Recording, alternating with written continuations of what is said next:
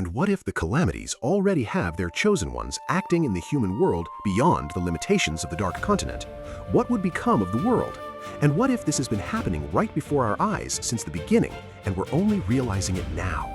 Want more details from this incredible video? Stay until the end. It's absolutely insane.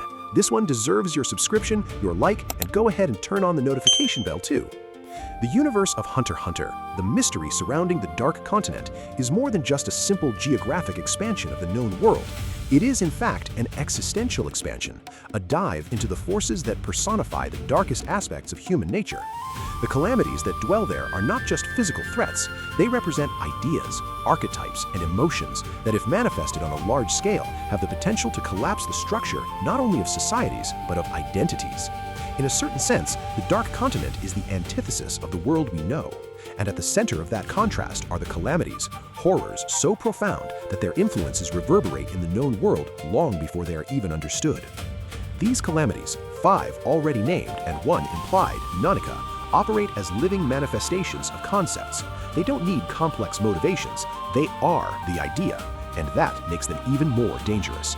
I, obsessive love; Papu, the parasite of insatiable hunger; Hellbell, the serpent of madness; Brian, the impenetrable force of rejection; Zobai, the virus of ideas; and finally, Nanika, the wish granted in exchange for sacrifices. Together, they form a symbolic bestiary that defies the logic of the world as we know it.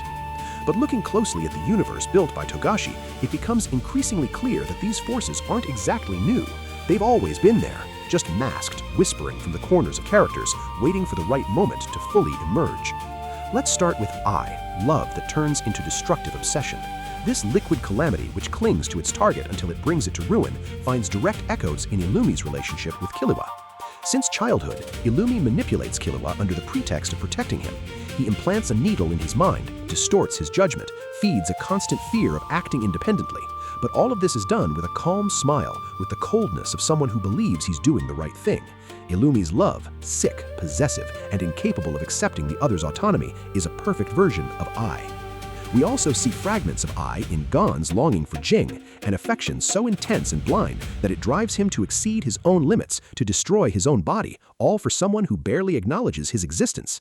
I doesn't manifest only as passion, it dresses up as loyalty, duty, idealism.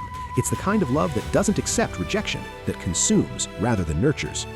Papu, the parasite of eternal hunger, is almost a metaphor for the chimera ants. In the arc that introduces these creatures, we see how the act of consuming defines their essence. They devour humans and other animals, but also devour cultures, personalities, and desires.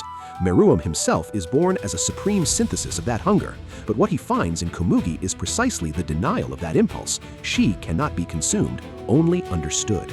And it's that denial that transforms him. Papu, however, offers no redemption. He consumes everything, even the spirit. In broader terms, we can also see Papu in the behavior of certain social systems in the Hunter world, like the underworld ruled by families like the Zoldyks or the Nostrades, where relationships are eternal and hungry transactions, and where no one is ever enough.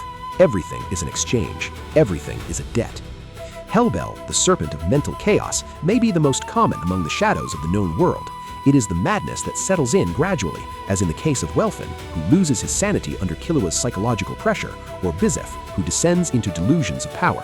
But Hellbell is especially present in Meruem's path when he begins to confront his nature and gets lost in existential doubts.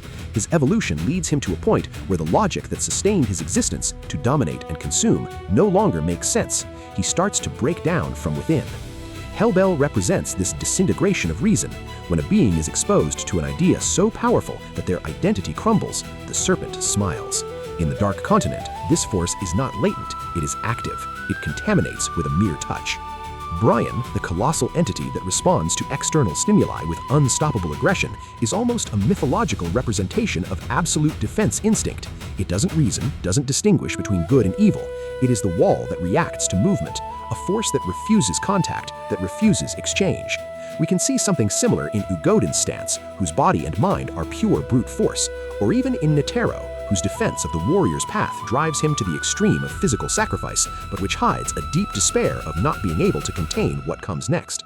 Brian is the last scream of a world that refuses to change. He acts as the last line of defense of an ecosystem that no longer wants interaction with humans, as if the Dark Continent itself were a living organism protecting itself. Zobai, in turn, is the most conceptual of the calamities, and perhaps the most frightening. It has no defined form. It contaminates ideas, spreads destructive beliefs, turns solid structures into chaos. Its clearest symbolic equivalent is Periston Hill. During the Hunter Association election arc, Periston manipulates everything and everyone without ever committing himself. His power doesn't come from physical strength, but from the ability to make others destroy each other. He is the virus of doubt, of politics, of institutional corruption.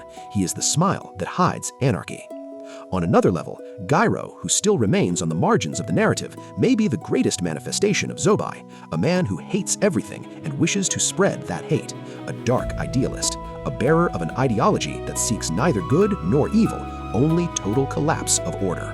And then there is Nanika, the most intimate of the calamities, the only one we know up close, the only one that interacts directly with the emotional core of the narrative, and with Killua, the moral heart of the series.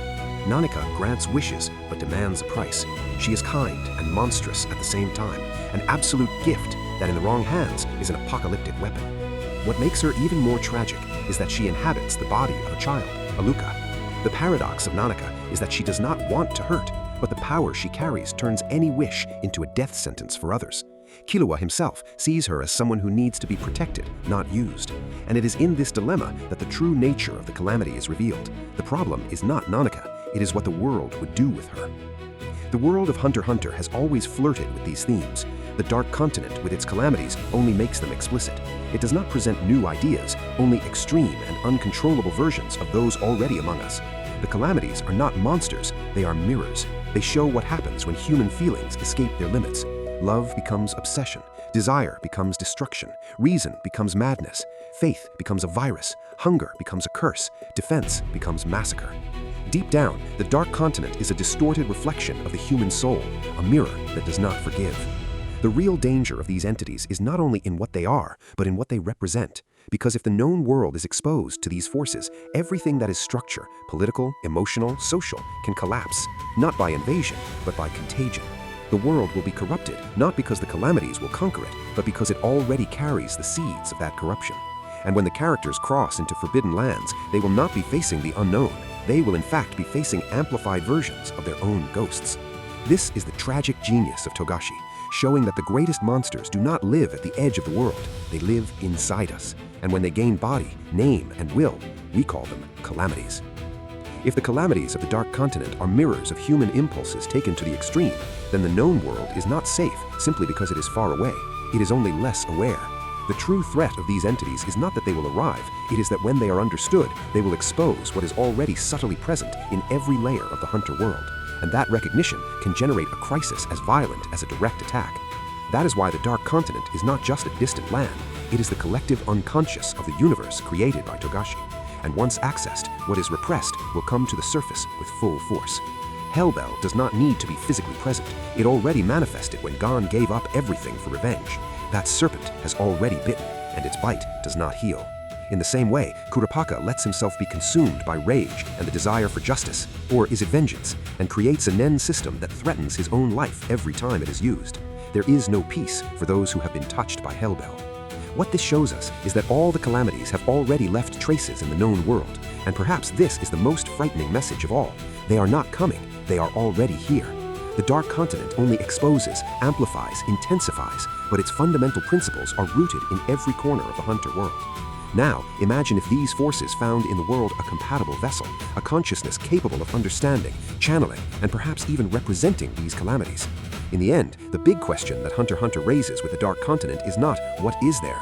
The question is, what will happen when we look at what we have always tried to hide?